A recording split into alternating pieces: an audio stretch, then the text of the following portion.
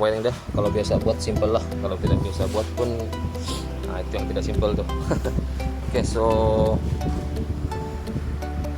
yang nih relay ada 5, satu ini adalah Econ. Oke, Econ kompresor. Beliau cakap dia punya Econ sebelumnya direct, jadi dengan adanya standalone kita boleh masukkan di dalam ECU untuk ECU yang kawal Econ. Oke, kita boleh tengok power interpen, ECU, ignition BBTI, Econ kompresor. Oke, ada 5 macam biasa. Ada OBD, ada soket dashboard yang belum sampai, kita sudah order tapi belum sampai. Oke, so kita belum pin. So di sini semua adalah oke, termasuk liter-liter yang berkenaan kita sudah explain sebelumnya. Oke, ada input dan output yang lagi untuk motorsport function liter.